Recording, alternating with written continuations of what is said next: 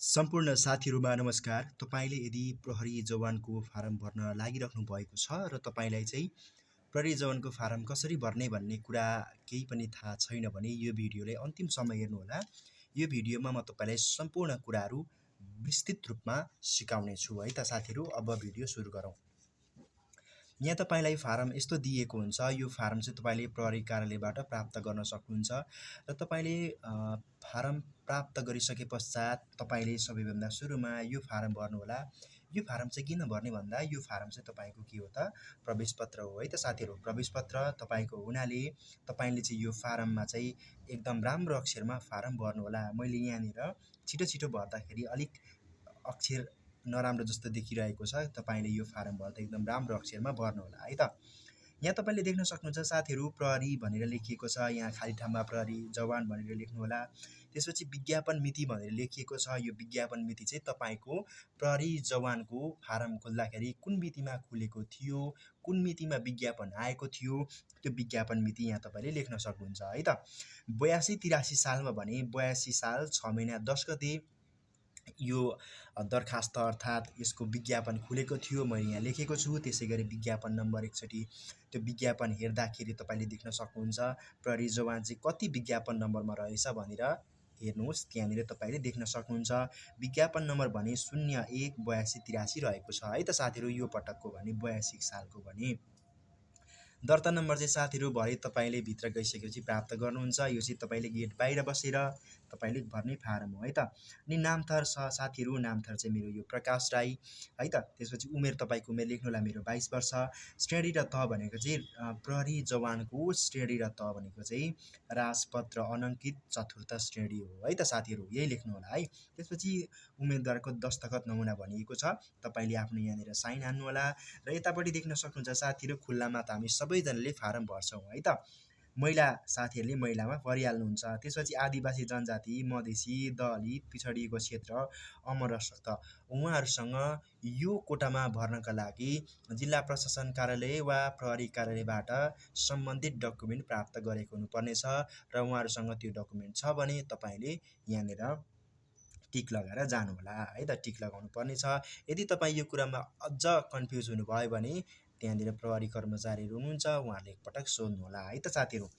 अब यहाँनिर देख्न सक्नुहुन्छ परीक्षा केन्द्र। परीक्षा केन्द्र म भन्ने चाहिँ कोशी प्रदेश प्रहरी तालिम केन्द्र विराटनगरबाट फारम भर्दैछु। त्यही भएर मैले यहाँनिर परीक्षा केन्द्रको नाम लेखेको छु।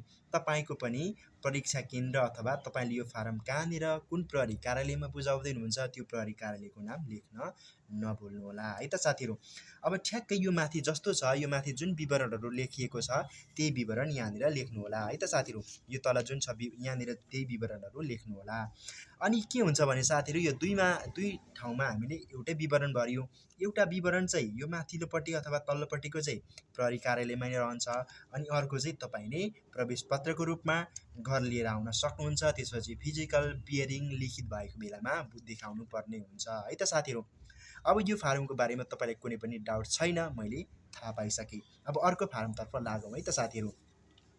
अर्को फारममा लेखिएको छ, हेर्न सक्नुहुन्छ, नयाँ नियुक्त हुन चाहेको पद के हो? तपाईँको पद नियुक्त हुन चाहेको प्रहरी जवान हो। विज्ञापन नम्बरको बारेमा मैले अघि नै तपाईँलाई भनिसकेको छु, त्यो विज्ञापन नम्बर पनि लेख्नुहोला। त्यसपछि आवेदन पेश गरेको कार्यालय, तपाईँले यो फारम कुन कार्यालयमा भर्दै हुनुहुन्छ त्यसको त्यो कार्यालयको नाम पनि लेख्नुहोला है त। अब यहाँनिर देख्न सक्नुहुन्छ साथीहरू, धेरैजना साथीहरूले मिस्टेक गर्नुहुन्छ। यहाँनिर नामथरमा नेपालीमा लेखिएको छ, नेपालीमा प्रकाश राई हो मेरो, र अङ्ग्रेजीमा भने चाहिँ तपाईँहरूले ब्लक लेटरमा नाम लेख्नुपर्ने हुन्छ। मैले ब्लक लेटरमा PRAKSS प्रकाश राई भनेर लेखेको छु है त। त्यसपछि जन्ममिति लेखिएको छ साथीहरू। जन्ममितिमा तपाईँको जन्ममिति लेख्नुहोला है त। कसरी लेख्ने भन्दाखेरि 2060 साल लेखिएको छ, तपाईँको यहाँनिर जन्ममिति लेख्नुहोला है त। तपाईँको जन्मस्थान कहाँ हो त? तपाईँको जन्मस्थान जिल्ला लेख्नुहोला। त्यसपछि नेपाल लेख्नुहोला है त। त्यसपछि बुवाको नाम के हो? रामकुमार, श्यामकुमार, धनकुमार जे पनि हुनसक्छ। तपाईँको बुवाको नाम लेख्नुहोला। त्यसपछि बाजेको नाम थाहा छैन भने बुवालाई सोधेर भए पनि बाजेको नाम चाहिँ जसरी पनि तपाईँले लेख्नुहोला है त साथीहरू। त्यसपछि यहाँ तल लेखिएको छ पेसा। पेसा भनेको तपाईँको के हो त? तपाईँ विद्यार्थी हो भने विद्यार्थी लेख्नुहोला है। तपाईँ यदि कुनै पनि कर्मचारी हो भने कर्मचारीको नाम कर्मचारी लेख्नुहोला होइन, तपाईँको पेसा है त। प्रायः जसो सबैजना साथीहरू विद्यार्थी नै हुनुहुन्छ, विद्यार्थी नै लेख्नुहोला। अनि नागरिकता नम्बरमा जानुपर्छ। नागरिकता नम्बरमा तपाईँले आफ्नो नागरिकता हेर्नुहोला। नागरिकताको नम्बर चाहिँ लेख्दाखेरि अलिक मसिनो अक्षरमा लेख्नुहोला है त साथीहरू। यहाँबाट यहाँसम्म लेख्दा भरे नअटेर साथीहरू चाहिँ घरि उभो घरि उधो गरिराख्नु भएको हुन्छ। अलिक मसिनो अक्षरमा लेख्नुहोला, सानो अक्षरमा लेख्नुहोला र तपाईँले अटाउनुहोला। नागरिकताको किसिम के हो त? तपाईँको वंशज हुनसक्छ। नागरिकताको किसिम वंशज लेख्नुहोला। जारी मिति चाहिँ नागरिकता पल्टाउनुहोला पछाडिपट्टि, त्यहाँनिर नागरिकता जारी गरेको मिति लेखिएको हुन्छ।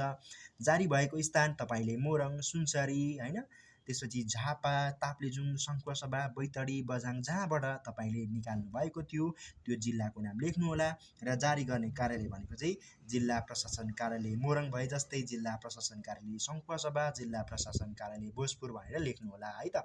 जी प्रका लेख्नुहोला साथीहरू। यहाँ चाहिँ जी प्रका अनि कुन जिल्ला हो तपाईँको त्यो चाहिँ यहाँनिर लेख्नुहोला है त साथीहरू। र तपाईँले यहाँ देख्न सक्नुहुन्छ वतन भनेको चाहिँ ठेगाना। ठेगाना चाहिँ तपाईँको स्थायी ठेगाना कहाँ हो त? अञ्चल कोशी, सगरमाथा होइन, के हो तपाईँको अञ्चल त्यो अञ्चल लेख्नुहोला। त्यसपछि तपाईँको जिल्ला लेख्नुहोला। नगरपालिका हो भने नगरपालिका, गाउँपालिका हो भने गाविसमा टिक लगाएर तपाईँको गाउँपालिकाको नाम र वडा नम्बर समेत लेख्नुहोला है त साथीहरू। त्यसपछि अस्थायी भनेको छ। अस्थायी भनेर लेखिएको ठाउँमा चाहिँ तपाईँले यो माथि जस्तो छ त्यस्तै लेख्नुपर्ने हो। त्यही भएर यो माथि जे लेखिएको छ त्यो कुरा नलेखिकन हामीलाई छिटो गर्नुपर्ने हुन्छ। त्यही भएर यहाँनिर ऐजन गरेर लेख्न सक्नुहुन्छ है त साथीहरू। त्यसपछि तपाईँको सम्पर्क नम्बर भनिएको छ। सम्पर्क नम्बरमा खाली छोडिदिनु होला अथवा छ भने लेख्नु होला। र मोबाइल नम्बर अर्थात् फोन नम्बर चाहिँ यहाँनिर लेख्न नछुटाउनु होला है त साथीहरू। त्यसपछि तपाईँको इमेल ठेगाना तपाईँलाई थाहा छैन भने बनाउनु होला। र तपाईँको अलरेडी छ भने गुगलमा गएर तपाईँको गुगल एकाउन्टबाट तपाईँको इमेल ठेगाना पत्ता लगाउन सक्नुहुन्छ है त साथीहरू। त्यसपछि यहाँनिर शैक्षिक योग्यता भनिएको छ। म चाहिँ 10 कक्षाको डकुमेन्टबाट फारम भर्दैछु, त्यही भएर मैले शिक्षण संस्था एनबी लेखेको छु। र तपाईँले 8 कक्षाबाट फारम भर्दै हुनुहुन्छ भने बिएलई लेख्न सक्नुहुन्छ। उपाधि भनेको चाहिँ 8 कक्षाको लागि 8 पास लेख्नुहोला। एससीको लागि भने एसई लेख्नुहोला। अनि श्रेणी कुन जिपिएमा आएको छ त्यो जिपिए लेख्नुहोला है त। अनि +2 को डकुमेन्टबाट फारम भर्दै हुनुहुन्छ भने साथीहरू तपाईँले चाहिँ 11 र 12 को डकुमेन्टको सबै डकुमेन्टहरू देखाउनु पर्ने हुन्छ र त्यो डकुमेन्टले तपाईँले फारम भर्न सक्नुहुन्छ है त साथीहरू। अब तपाईँहरूलाई यो डकुमेन्ट भर्दा कुनै पनि समस्या आउँदैन, मैले त्यो देखिसकेँ है त साथीहरू। अब यसको पछाडिपट्टि पनि छ हामीले फारम भर्नुपर्ने। यतापट्टि हेर्नु होला साथीहरू। यतापट्टि लेखिएको छ तपाईँ विवाहित हो कि अविवाहित। म चाहिँ अविवाहित है त साथीहरू। विवाहित हुनुहुन्छ भने विवाहितमा टिक लाउनु होला। म चाहिँ अविवाहित है त। त्यसपछि देख्न सक्नुहुन्छ यो सबैजनाले साथीहरू सरर एकचोटि पढ्नु होला है त। र तपाईँ एकदम ठिक हुनुहुन्छ भने चाहिँ टिक लगाउनु होला, हुन्न भने चाहिँ त्यतिकै खाली छोडिदिनु होला है त। जस्तै म टिक लगाउनु, यसरी टिक लगाएर छोड्नु होला है त। त्यसपछि यहाँनिर लेखेको छ मेरो चरित्र राम्रो रहेको छ र मेरो चरित्र निम्न 2 व्यक्तिहरूबाट समेत बुझ्न सकिन्छ। तपाईँको एकजना सरको फोन नम्बर अथवा तपाईँको नजिकैको मान्छेको फोन नम्बर लेख्नु होला, उहाँको नाम लेख्नु होला, त्यसपछि फोन नम्बर लेख्नु होला र उहाँको सम्बन्ध के हो त? जस्तै मानिलिउँ काका हो भने काका भनेर यसरी ब्राकेटमा लेख्नु होला है त। 2 जनाको भनिएको छ। त्यसपछि अर्को एकजनाको नाम पनि लेख्नु होला। शिक्षक, जनप्रतिनिधि, तपाईँको नजिकैको मान्छे कोही हुनुहुन्छ नि उहाँको पनि नाम, फोन नम्बर, सम्बन्ध के हो त? यहाँनिर ब्राकेटमा कुराउनु होला है त साथीहरू। त्यसपछि मैले चाहिँ एसईको डकुमेन्टबाट फारम भर्दैछु, त्यही भएर मैले चाहिँ यहाँ के लेखेको छु भने मेरो नागरिकता लगायत शैक्षिक योग्यता तथा चारित्रिक र अन्य अनुभवका साथै सम्बन्धित व्यावसायिक परिषदमा दर्ता भएका प्राप्त यसै साथ संलग्न प्रमाणपत्रहरू निम्नानुसार क्रमबद्ध राखिएका छन् भनेर लेखिएको छ। क नम्बरमा भने तपाईँले लेख्नुहोला एससीका सम्पूर्ण कागजपत्र प्रति 3 भनेर लेख्नुहोला। त्यसका साथै नागरिकताको प्रतिलिपि 1 भनेर लेख्नुहोला है त। प्रति 3 लेखेको छु, त्यस्तै यहाँनिर प्रति 1 भनेर लेख्नुहोला है त। अब लगभग हाम्रो फारम भर्ने प्रक्रिया अन्तिम चरणमा पुगेको छ। र तपाईँले यहाँनिर आवेदकको हस्ताक्षर भनेर लेखिएको छ। यो आवेदकको हस्ताक्षरमा तपाईँले आफ्नो हस्ताक्षर गर्नुहोला है।